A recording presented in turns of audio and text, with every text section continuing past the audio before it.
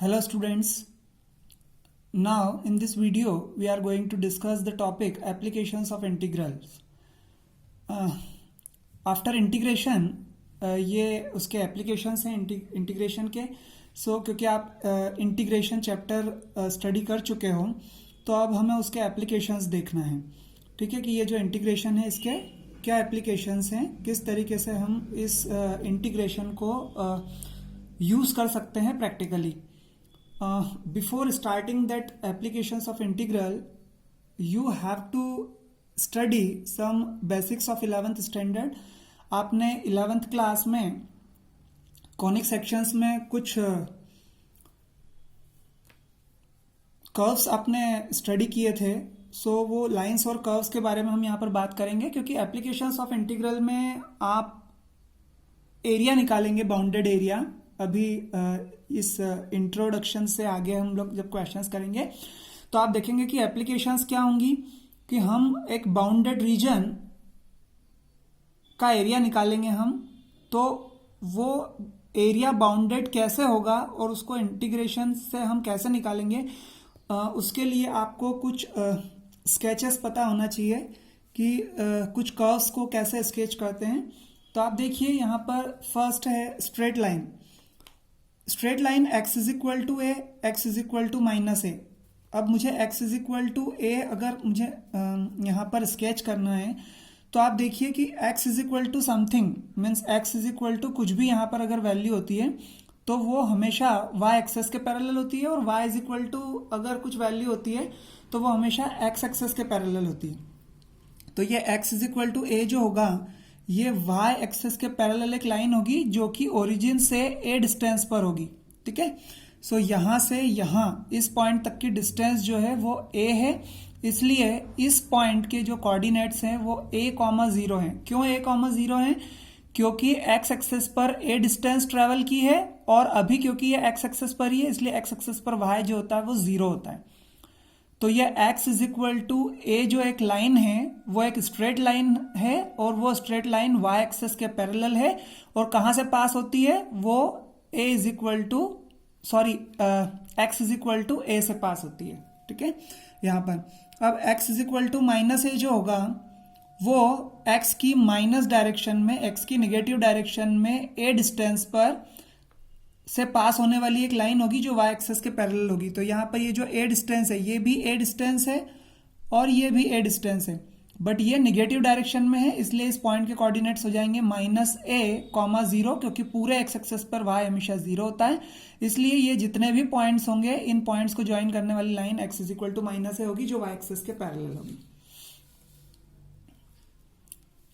ठीक है. Next line जो स्ट्रेट लाइन होगी वो y is equal to b और y is equal to -b. अब यहाँ पर ये b जो है वो कांस्टेंट है. y is equal to b अभी मैंने बताया कि x एक्सेस के पैरेलल. तो ये y is equal to b अगर है तो यहाँ ओरिजिन से b डिस्टेंस पर पास होने वाली एक लाइन है. ठीक है. y पर b पॉइंट जो है वहां पर इंटरसेक्ट करेगी और ये y is equal to -b पर इंटरसेक्ट करेगी y की निगेटिव डायरेक्शन में. ठीक है. उससे पास होने वाली लाइन है और पूरे y एक्सेस पर x हमेशा 0 होता है इसलिए इसके कोऑर्डिनेट्स 0b और 0 -b होंगे.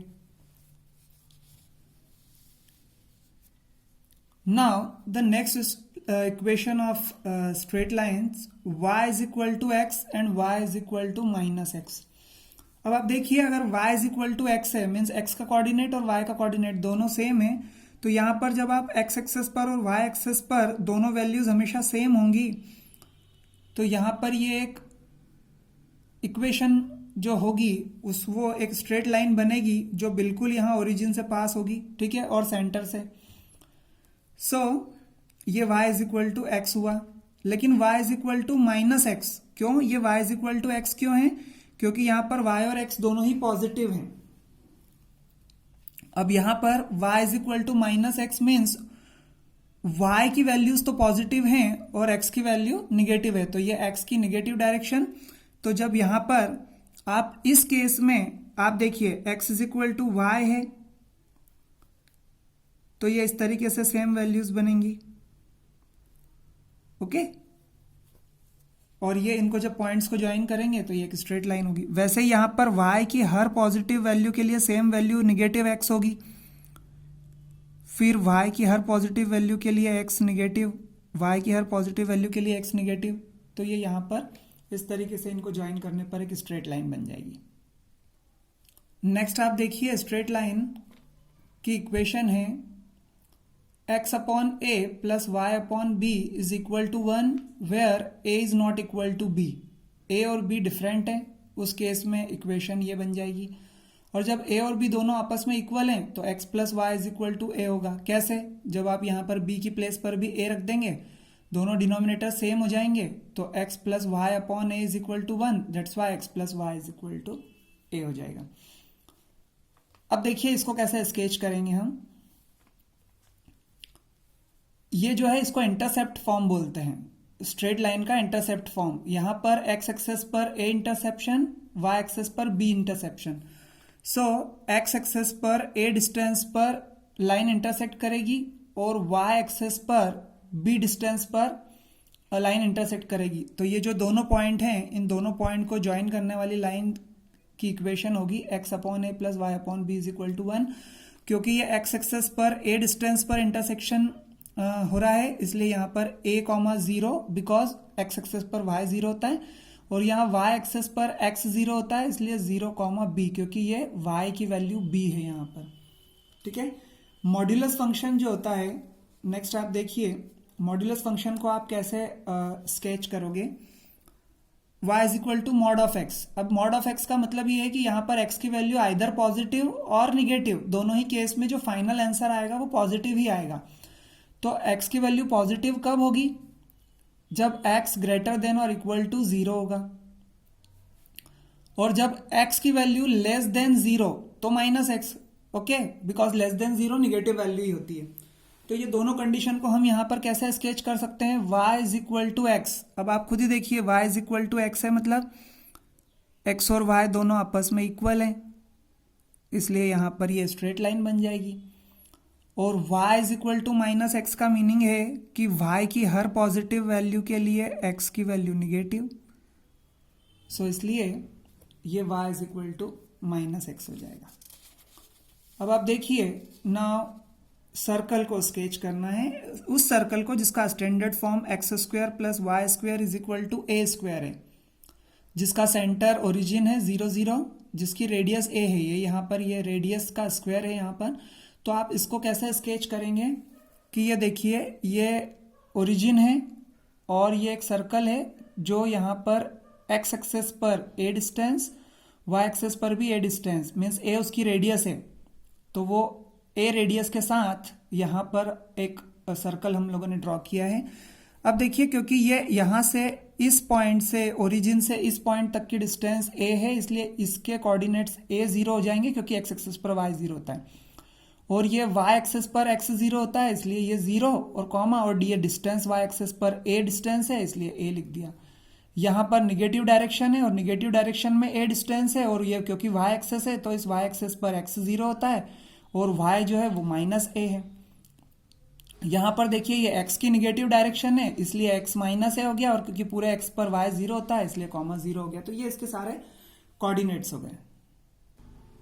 अब नेक्स्ट देखिए, बहुत इंपॉर्टेंट है, पैराबोला। हमने 11th क्लास में कोनिक सेक्शन में पढ़ा था पैराबोला। आपको पता है कि पैराबोला का जो स्टैंडर्ड फॉर्म होता है वो 4 फॉर्म्स होते हैं अलग अलग। Y square is equal to 4ax, ठीक है, ये फर्स्ट फॉर्म है। Y square is equal to 4ax। अब आपको इसको स्केच कैसे करना है, उसके लिए आप क्या ध्यान रखेंगे कि सबसे पहली बात तो इसमें वर्टेक्स जो होता है वो 0 0 यानी ओरिजिन होता है, और वर्टेक्स वो होता है जहां पर ये जो कर्व है y square is equal to 4ax parabola, वो इस ओरिजिन से टच करता हुआ यहां पर ड्रॉ होता है। अब इसमें एक होता है फोकस, जिसको हम एस से रिप्रेजेंट करते हैं, ठीक है, वो यहां पर a,0 उसके कोऑर्डिनेट्स हो जाएंगे, ठीक है। अगर standard form y square is equal to 4ax है तो यहां पर ये जो फोकस है उसके कोऑर्डिनेट्स a,0 हो जाएंगे। फिर लेंथ ऑफ लेटस रेक्टम वो 4a है, क्यों? यहाँ से यहाँ तक की डिस्टेंस 2a होती है, यहाँ से यहाँ तक की डिस्टेंस 2a होती है। मीन्स ये जो पैराबोला है y square is equal to 4ax का फॉर्म, उसमें आप देखिए यहाँ वाई स्क्वेयर अगर है, मीन्स आपको लेफ्ट हैंड साइड पे वाई स्क्वेयर अगर दिखता है तो आप इससे ये समझ सकते हो कि ये वाई एक्सेस को टच होता हुआ जाएगा, ठीक है। और क्योंकि यहाँ पर x की पावर 1 है, यहाँ स्क्वायर नहीं है, तो इस राइट हैंड साइड पर x को देखकर आप समझ जाओगे कि ये x एक्सेस के सिमेट्रिकल है। सिमेट्रिकल मीन्स हाफ ऊपर और हाफ नीचे, तो ये x एक्सेस के सिमेट्रिकल है, ये बताएगा 4ax, और y एक्सेस को टच करता हुआ जाएगा, ये बताएगा वाई स्क्वायर। और इसलिए जब ये डिस्टेंस 2a और ये डिस्टेंस 2a होती है, इसलिए लेंथ ऑफ लेटस रेक्टम, यहाँ से यहाँ तक की ये जो लेटस रेक्टम है उसकी लेंथ जो हो जाएगी वो 2a + 2a 4a हो जाएगी। और क्योंकि यहाँ पर आप देखिए हम बता रहे हैं कि इस पॉइंट से S पॉइंट से इस पॉइंट तक की जो डिस्टेंस है वो 2a है, मीन्स y एक्सेस पर कितनी डिस्टेंस कवर की है, 2a डिस्टेंस कवर की है। इसलिए इस पॉइंट के जो कोऑर्डिनेट्स हैं वो a, -2a हुआ, क्योंकि y की निगेटिव डायरेक्शन में 2a डिस्टेंस और x की पॉजिटिव डायरेक्शन में a डिस्टेंस। अब यहाँ ऊपर देखिए x की पॉजिटिव डायरेक्शन में a डिस्टेंस कवर की, इसलिए x जो है वो a हो गया, और y की पॉजिटिव डायरेक्शन में 2a डिस्टेंस कवर की, इसलिए (2a) इसके कोऑर्डिनेट्स हो गए। तो a, 2a, a, -2a, a, 0 हो गए s के कोऑर्डिनेट, फोकस के कोऑर्डिनेट। तो ये हो गया curve y square is equal to 4x का। अगर आपको ये एक कर्व अच्छे से समझ में आता है तो आप बाकी के तीनों कर्व को बहुत अच्छे से समझ सकते हैं, क्योंकि नेक्स्ट जो होगा वो y square is equal to -4ax होगा। देखिए अब ये y square is equal to -4ax, अभी मैंने आपको बताया था कि यहाँ पर अगर y स्क्वायर आपको मिलता है लेफ्ट हैंड साइड पे तो आप समझ सकते हैं कि ये y एक्सेस को टच करता हुआ आएगा।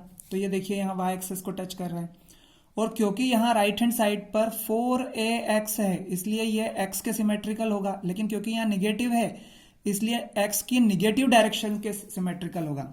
तो ये x एक्सेस की निगेटिव डायरेक्शन के सिमेट्रिकल हुआ, और बाकी सभी चीज़ें सेम होंगी। लेंथ ऑफ लेटस रेक्टम भी 4a होगा, और जो कोऑर्डिनेट्स होंगे वो यहाँ पर s जो फोकस है उस फोकस के जो कोऑर्डिनेट्स होंगे वो -a0 होंगे, क्योंकि यहाँ ओरिजिन से s तक ये जो OS डिस्टेंस है ये OS a डिस्टेंस है, ठीक है, ये a डिस्टेंस है, इसलिए इसके कोऑर्डिनेट्स निगेटिव डायरेक्शन में -a, 0 हो जाएंगे, क्योंकि पूरे x एक्सेस पर y 0 होता है।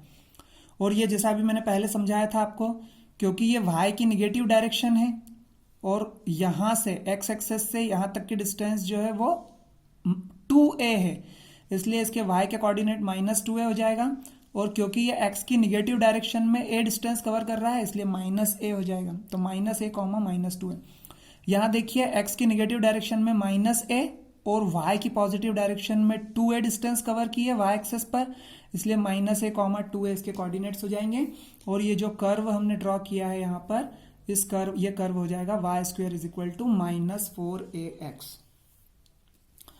नेक्स्ट आप देखिए जो नेक्स्ट टाइप है पैराबोला का वो है x square is equal to 4ay। अभी हमने जो दोनों देखे वो हमने देखे y square is equal to 4ax और y square is equal to -4ax।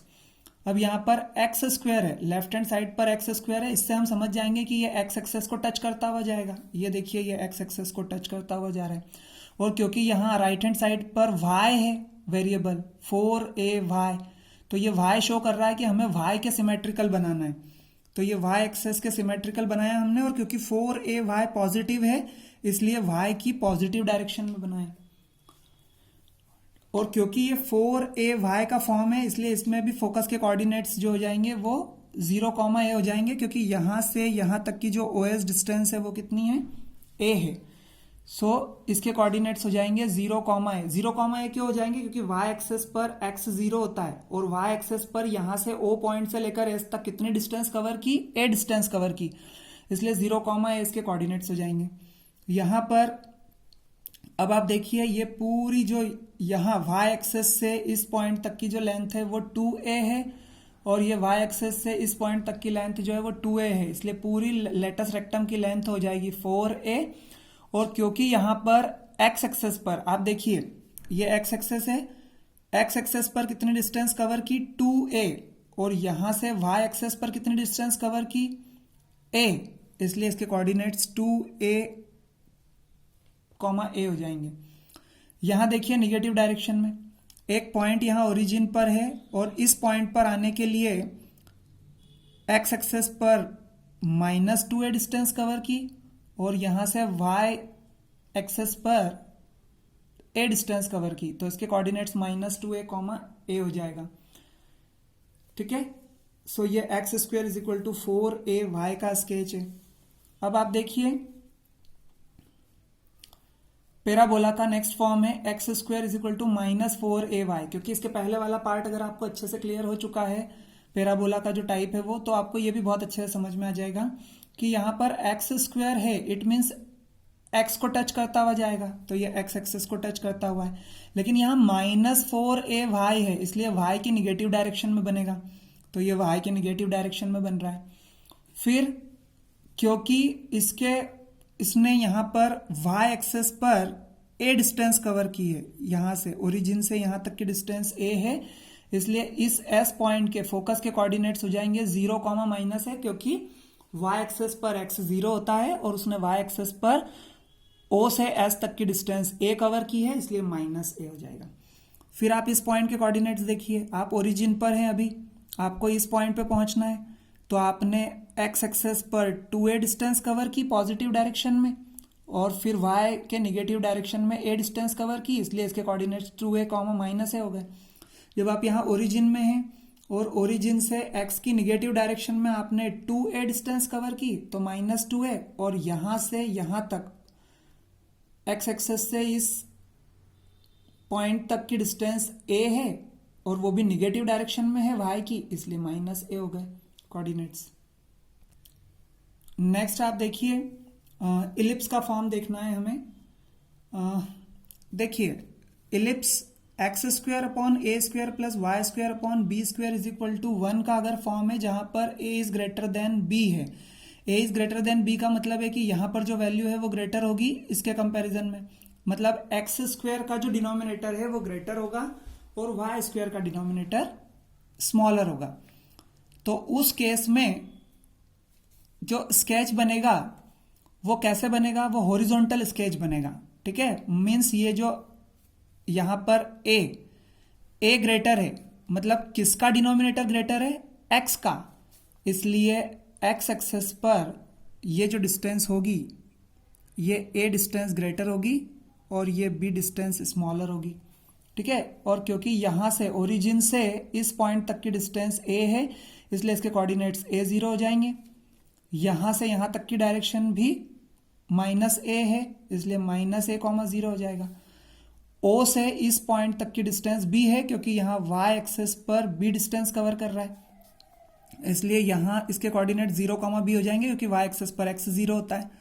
और यहां पर निगेटिव डायरेक्शन में b डिस्टेंस कवर कर रहा है, इसलिए 0, -b हो जाएगा, क्योंकि यहां पर y एक्सेस पर x 0 होता है। आप देखिए यहां पर कि अभी जब हम यूज करेंगे क्वेश्चंस में, तो आपको ये ध्यान देना होगा कि यहां पर ये पूरे क्वाड्रेंट, फर्स्ट, सेकंड, थर्ड और फोर्थ क्वाड्रेंट का ये जो पार्ट है ये बिल्कुल क्या है, सिमेट्रिकल है, यानी ये O सेंटर में है और ये 1, 2, 3, 4 ये चारों क्वाड्रेंट में इस इलिप्स के जो पार्ट हैं वो एक दूसरे के क्या हैं, सिमेट्रिकल हैं। तो इसका जो सेंटर है वो 0, 0 हो जाएगा, और जो वर्टाइसेस हैं उन वर्टाइसेस के जो कोऑर्डिनेट्स होंगे वो +-a, 0 होंगे। +-a मीन्स ये a+ और ये a-। ठीक है, अब देखिए नेक्स्ट जो इलिप्स का टाइप है वो है x square upon a square plus y square upon b square is equal to 1। Same form है, लेकिन यहां पर a स्मॉलर है b से, और अगर a स्मॉलर है b से तो आप समझ सकते हैं कि a स्मॉलर है मतलब x एक्सेस पर स्मॉलर डिस्टेंस, और x एक्सेस पर स्मॉलर डिस्टेंस ये a मीन्स b ग्रेटर है, इसलिए ये जो इलिप्स बनेगा ये वर्टिकल इलिप्स बनेगा। और वर्टिकल इलिप्स बनेगा तो आप देखिए इसके कोऑर्डिनेट्स वही a, 0, -a, 0, 0, b और 0, -b हो जाएंगे। ओरिजिन 0, 0 हो जाएगा। यहां पर वर्टाइसेस जो होंगे इसके वर्टाइसेस होंगे 0, +-b। ठीक है, ये दोनों के इलिप्स का फॉर्म एक ही है, लेकिन यहाँ पर x के डिनोमिनेटर और y के डिनोमिनेटर से उसका स्केच चेंज जाएगा। अब आप देखिए यहाँ पर नेक्स्ट जो दोनों स्केच हैं वो साइन और कॉस फंक्शन के हैं। देखिए sine function y is equal to sine x, तो ये x एक्सेस पर यहाँ पर देखिए साइन की जो वैल्यू होती है वो -1 से 1 के बीच में होती है, इसलिए -1 से 1 के बीच में ये साइन फंक्शन होता है, ठीक है, जो जिसका हाफ पोर्शन पाई पर और कंप्लीट पोर्शन 2 पाई पर इंटरसेक्ट करता है।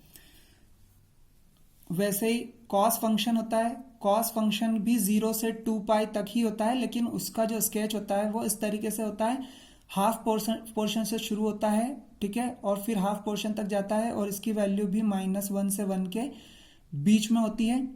यहाँ पर ये π/2 होगा, ये पाई होगा, ठीक है, ये 3π/2 होगा और ये 2 पाई होगा।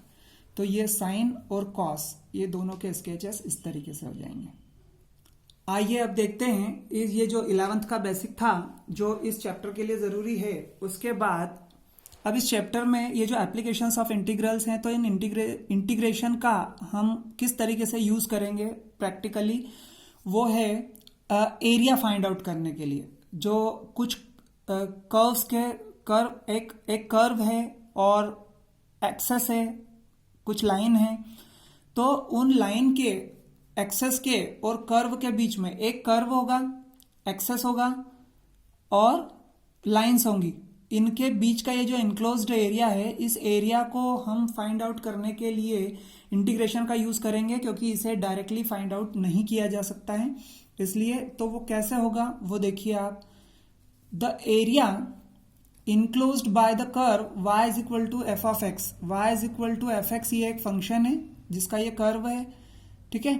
इस कर्व के एंड द एक्स एक्सेस, ये एक्स एक्सेस, ठीक है, and the ordinates x is equal to a and x is equal to b। ये देखिए x is equal to a और x is equal to b ordinates हैं। अब इसको ordinates क्यों कहा जा रहा है, क्योंकि आप देखिए यहाँ पर ये पॉइंट है और इस पॉइंट के बाद ये जितने भी पॉइंट होंगे ये सभी y एक्सेस पर ट्रेवल करेंगे।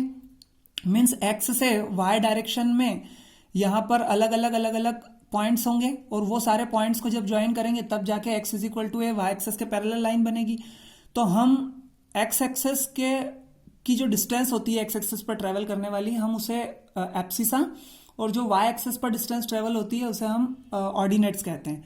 तो ये सारे y एक्सेस की डायरेक्शन में, y की डायरेक्शन में जितने भी पॉइंट्स होंगे उन सभी को ज्वाइन करेंगे तब जाकर x is equal to a मिलेगा हमें। तो ये जो x is equal to a line है और x is equal to b line है, जिसको हम यहाँ पर सभी ऑर्डिनेट्स कह रहे हैं, x is equal to a and x is equal to b, तो इनके चारों के बीच का x is equal to a, x is equal to b, ये x एक्सेस और ये curve y is equal to f x, इनके बीच का ये इनक्लोज्ड एरिया जो होता है इसको integration from a to b, okay, a to b इसलिए क्योंकि यहां पर x एक्सेस पर ये जो L पॉइंट है ये a डिस्टेंस पर है और इस x एक्सेस पर ओरिजिन से ये जो m पॉइंट है ये b डिस्टेंस पर है, ठीक है।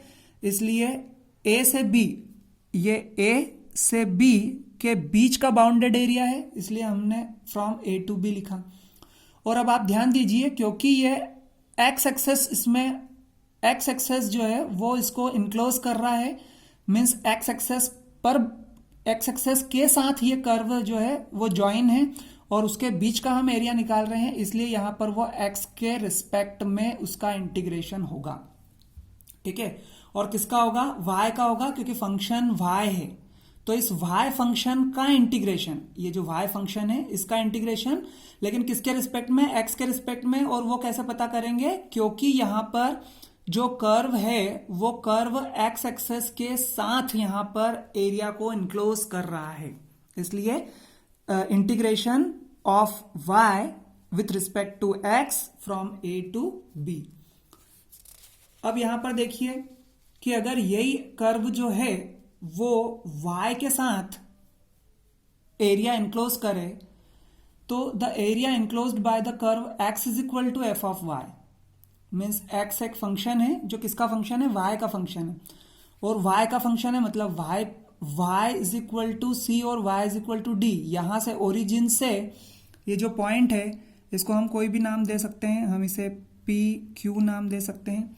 सो ये जो O से P की डिस्टेंस है ये C है और O से Q की डिस्टेंस है वो D है।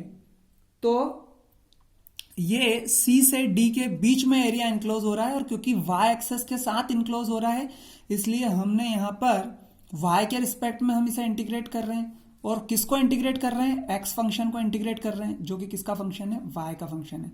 तो x को इंटीग्रेट किया y के रिस्पेक्ट में, ठीक है, फंक्शन को, और कहां से?